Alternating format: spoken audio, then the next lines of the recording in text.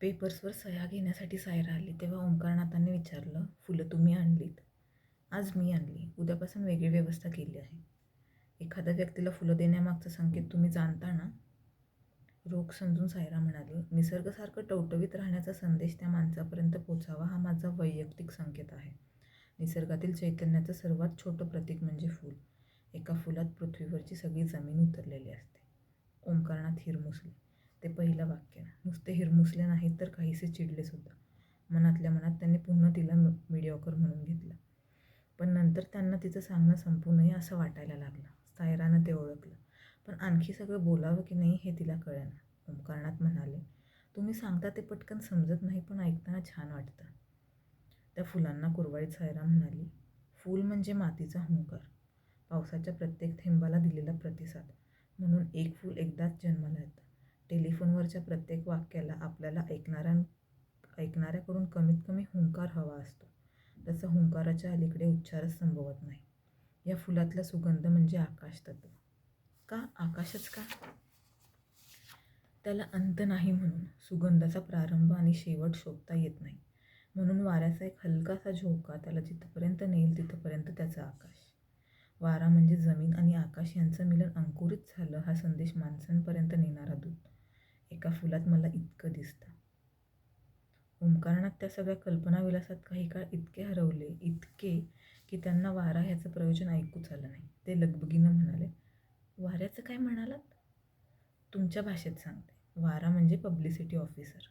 छे, तुम्ही काहीतरी वेगळं म्हणालात. मी जरा मध्ये ब्लॉक झालो, सॉरी. त्यात काय मोठंसं, माझंही तसं होतं. एखादं आवडतं गाणं संपूर्ण म्हणजे ओळ न ओळ ऐकायची असं मी ठरवते आणि ते गाणं संपल्यावर मला कळतं की मी मधलं कडवंच ऐकलं नाही. इतकं सांगून सायरानं शांतपणे फाईल सहीसाठी पुढे केली. दुसऱ्या दिवशी ओंकारनाथांना त्यांच्या टेबलावर नेहमीची प्लास्टिकची फुलं दिसली. ते प्रथम काही बोलले नाहीत पण त्यांची नजर सतत सायराच्या फ्लॉवर पॉटकडे वळत होती. मध्येच काही कामाचे कागद घेऊन टिपणीस तिच्या टेबलापाशी गेली तेव्हा तिनं खाली झुकून त्या फुलांचा वास घेतला. प्रसन्नतेनं टिपणीसनं डोळे मिटले. दुसऱ्यांदा खाली वाकून तिनं त्या फुलांचं चुंबन घेतलं. ओंकारनाथांना सायराची कालची सगळी वाक्य आठवली. त्यांनी मग त्यांच्या माना न टाकणाऱ्या प्लास्टिकच्या फुलांकडे पाहिलं. माती, आकाश, मिलन, अंकुर, दूत ह्याऐवजी त्यांना त्या फुलात पॉलिप्रॉपिलिन, पॉलिथिलीन, पॉलिएथिलीन, MHDP इत्यादी असले घटक दिसायला लागले. त्यांनी सायराला बोलावलं. इफ यू डोंट माइंड, ही फुलं तुम्ही घ्या आणि तुमची फुलं इथं माझ्या टेबलावर ठेवा. शुअरली. तुम्ही काहीतरी वेगळ्या व्यवस्थेबद्दल म्हणालात ते. हां, माझी एक मैत्रीण आहे, एवढ्यात यायला हवी. तिचा बिझनेस आहे. मोठमोठ्या हॉटेल्समधून आणि प्रायव्हेट ऑफिसमधून ती रोज फ्रेश फुलं घेऊन जाते. इकेबानाचा कोर्स केला आहे. 1 दिवसाआड ती फ्लॉवर अरेंजमेंट करून जाते. अजून का आली नाही? तुम्हाला त्या फुलांची ओढ निर्माण झाल्याचं मला जाणवल्याशिवाय ती कशी येणार? तुम्ही आपणहून विचारलं तर मी फोन करणार. ओंकारनाथ घुटमळत म्हणाले, तुम्ही तुमच्याप्रमाणे माझ्यासाठी रोज फुलं आणावीत असं मला वाटतं. तुमच्या त्या मैत्रिणीचा बिझनेस आणि टेक्निक मला मान्य आहे. पण या फुलांच्या बाबतीत तरी किमान बिझनेस ट्रान्झॅक्शन नको. त्यानंतर 2च दिवसांनी ओंकारनाथांनी ऑफिस सुटता सुटता सायराला बोलावलं. तिच्या हातातल्या पेपरमध्ये गुंडाळलेल्या फुलांकडे निर्देश करीत ओंकारनाथांनी विचारलं, तुमच्या फुलांबरोबर ह्याही फुलांना समुद्रस्नान घडवाल का? येताना बरोबर आली तशी जाताना सोबतीनं जातील. सायरानं न बोलता सगळी फुलं एकत्र केली. Let us go together. अर्थात तुमची हरकत नसेल तर. फक्त कुठे जायचं सांगा. कंपल्सरी गेटवेवर जावं लागतं. उरलेला सगळा किनारा राजकर्त्यांनी विकून टाकलाय. या देशात खाणाऱ्यांना तोटा नाही. पाहाल तिथं भेळपुरीवाले आणि खाणारी तोंड. केवळ त्या अथांग समुद्रासाठी कोणीच जात नाही. भरतीतल्या अनेक उसळणाऱ्या लाटा या उपेक्षेपोटी असतील. ओहोटीसुद्धा अशा खाबू शहराचं दर्शन नको म्हणून येत असेल. पायऱ्या उतरून दोघंही जितकं समुद्राच्या सानिध्यात जाता येईल तितकी गेली. 10 मिनिटं दोघंही गप्प होती. सायरानं काहीतरी बोलावं ह्या अपेक्षेनं ओंकारनाथ तिच्याकडे पाहत होते. तिचं समुद्राव्यतिरिक्त कुठेही लक्ष नव्हतं. असंच गप्प बसायचं. इथं आले की माझी अशीच अवस्था होते. कशी? समुद्राचं ऐकावं, बाकी काही करू नये. या विराट अस्तित्वाच्या समोर क्षुद्र वाटेल असं सगळं टाळावं. स्वतःचा आवाजही ऐकू नयेसं वाटतं. नेहमीच. आजच्या दिवस तुमचा नियम मोडा. मी तुमचं बोलणं ऐकण्यासाठी आलो. ऑफिसात बोलता तसं काहीतरी. ऑफिसची गोष्ट वेगळी. कशी काय? ऑफिस म्हणा, घर म्हणा, तिथं वास्तूपेक्षा आपण मोठे असतो. मालकीचा अहंकार तिथं बोलतो. आपण क्षुद्र आहोत याची जाणीव स्वतःला करून देण्यासाठी समुद्राजवळ बसायचं असतं. निसर्गाची प्रत्येक निर्मिती भव्यच असते. तरीसुद्धा तुमच्या मते अतिभव्य काय? माणूस. आता एवढ्यात तर तुम्ही क्षुद्र म्हणालात. त्याची निर्मिती ह्या अर्थानं अतिभव्य. म्हणजे कसं? समोरच पहा. हा महासागर, ते क्षितिज, आकाश मोजता येणार नाही, पण आपल्या एवढ्याशा डोळ्याला ते दिसतं. रेटिना केवढासा, ब्रेनला संदेश देणारी ऑप्टिक नर्व केवढीशी असेल, ती मेंदूला काय नेमकं सांगत असेल. मेंदू हेच एक प्रचंड विश्व आणि त्याच्याही पलीकडे मन. प्रत्येक माणूस वेगळा आणि प्रत्येक माणूस एकदाचा. महाभारताच्या आधीपासून तो माणसं घडवतच आहे, पण रिपिटेशन नाही, डुप्लिकेशन नाही. ओंकारनाथ आश्चर्यानं सायराकडे पाहत होते. त्यांना आता समुद्र दिसत नव्हता, सायराला समुद्र दिसत होता. ओंकारनाथांना अस्तित्व नव्हतं. एक विचारू? हा प्रश्नही समोरच्या अथांग सागराकडून आल्यासारखा सायराला वाटलं. माणूस तर सागरापेक्षा अथांग, समुद्राच्या लाटांना शब्दरूप देणारा नाद. अवश्य. तू एवढी विचारी पंकजमध्ये कशी फसलीस? कधी म्हणण्यापेक्षाही कशी? आपण सायराला एक असं म्हणालो याचं ओंकारनाथांना नंतर नवल वाटलं. तो आवडला म्हणून. त्यानं फसवल्यावर सावरलंच कसं? सर, पहिली गोष्ट म्हणजे त्यानं फसवलं नाही. तो त्याला झेपेल तसं वागला. कोणत्याही माणसाला फसवणारा दुसरा माणूस नसतो.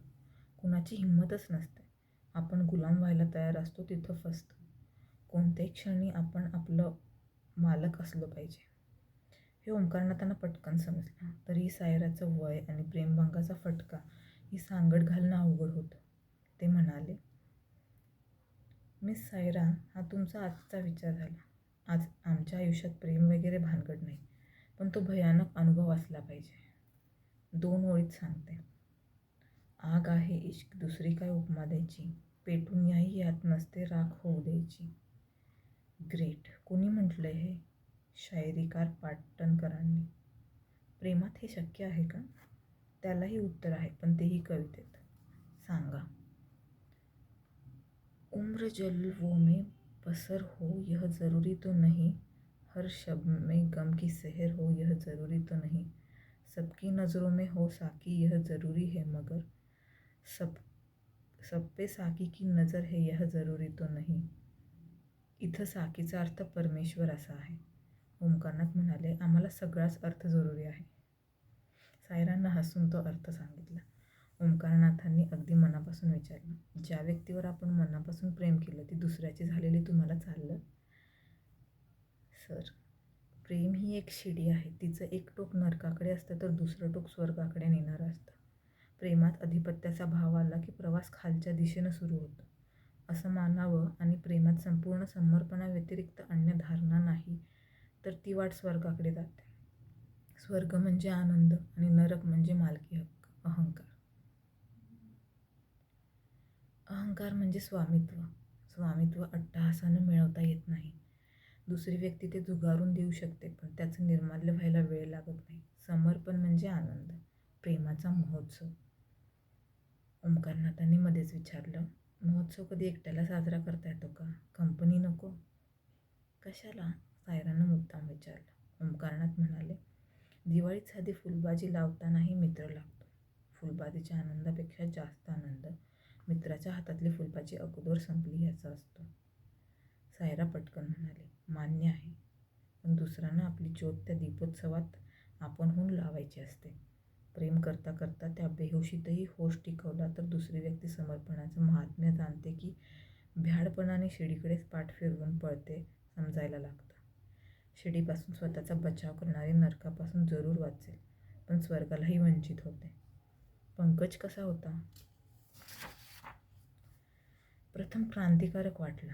ओंकारनाथांचा चेहरा बदलला तेव्हा सायरा म्हणाली, क्रांती म्हटलं की आपल्या डोळ्यासमोर लगेच झेंडा, लपलेली हत्यारं असं काही काही येतं.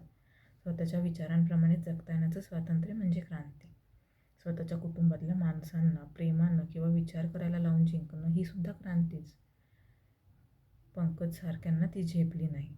मी त्याला समर्पित झाले होते संपूर्ण. त्याचा आनंद ही माझी प्रायोरिटी होती. आकांडतांडव करून प्रेम मिळवता येत नाही. प्रेमापेक्षा पैशापुढे वागणाऱ्या पंकजसारख्या माणसापासून मी मुक्त झाले या समाधानात तर मी आहेच. पण त्याच्या आनंदासाठी माझ्या प्रेमाची मी आहुती देऊ शकले. त्यामुळे माझ्यातल्या शक्तीचीही मला ओळख झाली. मी शिडी सोडली नाही, दिशा बदलली. ही भूमिका तुमची झाली. शक्ती समजू, पण पंकजला हे शोभलं नाही. जिता जगता माणसांपायीच आपण कमजोर आहोत की बलवान हे आपल्याला समजतं. निर्जीव वस्तूंकडून हे शिकता येत नाही. वस्तूंचा संग्रह जितका वाढवत न्यावा तितका अहंकार वाढत जातो. सगळे संत महात्म्या संग्रहाच्या विरुद्ध आहेत. ते काय उगीच? परमेश्वराचं नामस्मरण करता करता ते शेवटी परमेश्वराचीही मागणी करीत नाहीत. संध्याकाळच्या संधीप्रकाशातही लखलखीत प्रकाश पडतोय असं ओंकारनाथांना वाटू लागलं.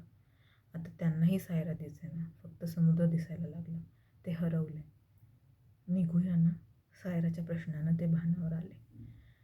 जाण्यापूर्वी आणखी काही सांगा, सायरा म्हणाली. माझ्या आठवणीप्रमाणे कबीराचाच दोहा आहे हा. माला फिर के जुग भयो पंडित हुआ न कोय, 2.5 अक्षर प्रेम का पडे सो पंडित होय. सर, प्रेम म्हणजे 2.5 अक्षरं फक्त. भक्तीसारखीच. भक्ती म्हणजे प्रेमाची पुढची पायरी, इतकाच फरक.